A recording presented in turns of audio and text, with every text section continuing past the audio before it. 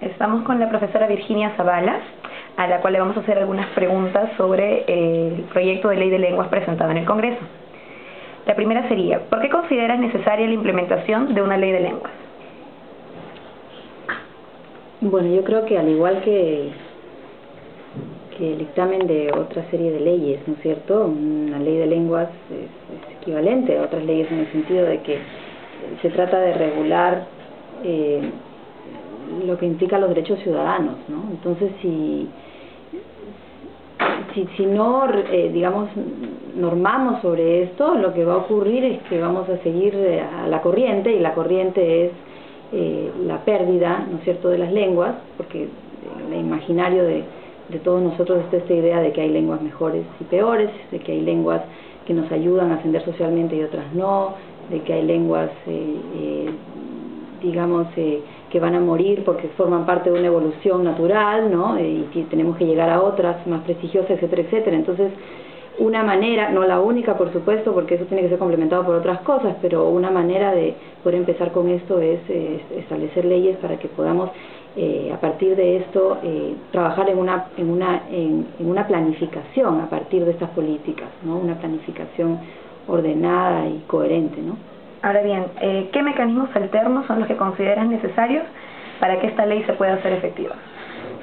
Mirando un poco estas leyes, a mí me parece que sobre todo hay que pensar en estos mecanismos alternos, ¿no? Porque una cosa es formular leyes. Nosotros sabemos perfectamente que hay muchas leyes muy bonitas sobre este tema de los derechos lingüísticos, además sobre la educación intercultural bilingüe y sobre los derechos en favor de los pueblos indígenas. Hay muchísimas últimamente leyes internacionales, la Ley General de Educación, que está bastante bien en muchos aspectos, etcétera, etcétera. Entonces, como dicen muchos estudiosos de la educación intercultural bilingüe, lo que más se ha avanzado es en relación a las leyes, ¿no? Entonces, lo que hay que hacer es poner medidas que complementen esas leyes, ¿no? Y para poder implementar esto y para que se haga realidad, ¿no? Entonces, yo por ejemplo leyendo las leyes, me parece que hay que hablar de las condiciones que necesitamos hacer realidad para que esto se dé, ¿no? Porque por ejemplo hay algunas partes en que dice, ¿no?, usar la lengua originaria a nivel público y privado, ¿no? Bueno, ser atendidos en su lengua materna en la medida que ello sea posible, dice, ¿no? O por ejemplo dice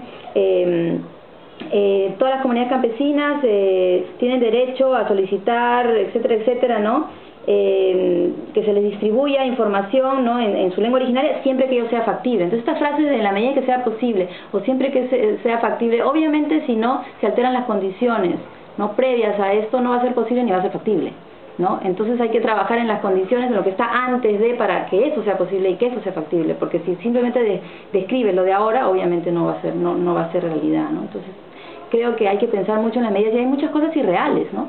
Como decir que los juicios sean en lengua vernácula, etcétera, etcétera. Bueno, hay cosas previas que tienen que ver con las condiciones que tienen que hacerse para que esto se dé. Por ejemplo, el formar futuros profesionales, ¿no es cierto?, en esas lenguas, etcétera, etcétera. Creo que estas cosas previas no se piensan a veces, ¿no? Claro. Ahora bien, hay un argumento que siempre corre a favor de la homogeneización lingüística, porque se argumenta que justamente eso va a mejorar la calidad de vida del hablante, porque el castellano es una mejor lengua, sobre todo es más práctica, digamos. ¿Cómo rebatir ese argumento? Hay muchos mitos, ¿no? Y esta idea de que vamos a ser todos más felices y más armónicos y más unidos porque vamos a hablar solo una lengua, cualquiera lo piensa dos veces y da risa, ¿no? Porque en realidad, por el hecho de hablar solamente una lengua no significa que va a haber menos desigualdad, que va a haber menos pobreza, etcétera, etcétera, ¿no? No tiene ningún sentido, ¿no? Entonces, no es el primer país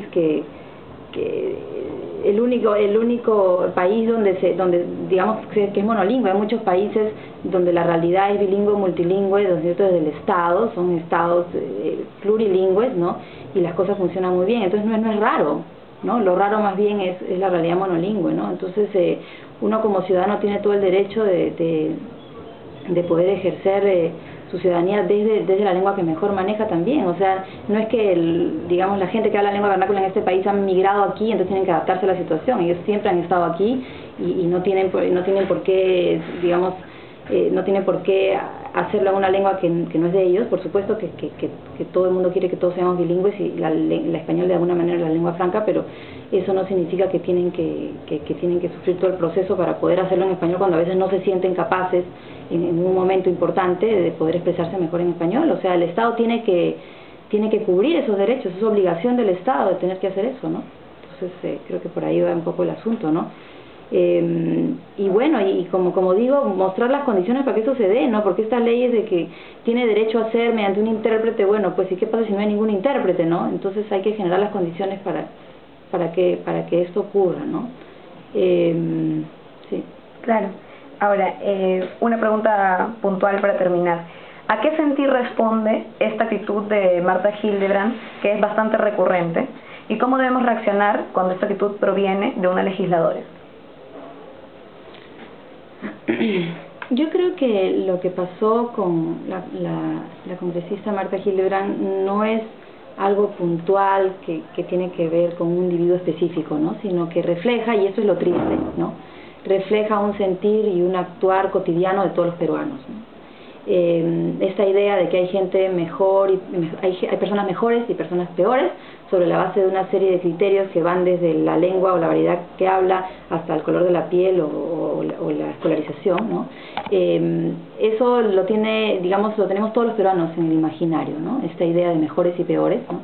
Y ella lo ha mostrado, y yo creo que mucha gente se ha visto reconfortada por algo. Mucha gente lo ha criticado, pero también mucha gente creo que ha dicho, bueno, eso es como normal, como natural, como algo que debe ser así, ¿no? Y creo que tiene que cuestionarse, tiene que criticarse por eso mismo. Es como una idea hegemónica, como algo que está en todos nosotros, ¿no? Que tiene que ver con un racismo entendido en el amplio sentido de la palabra, y tiene que cuestionarse para poder, no sé, creer en el cambio social y seguir adelante con una sociedad un poco más igualitaria, ¿no? Y más justa, ¿no?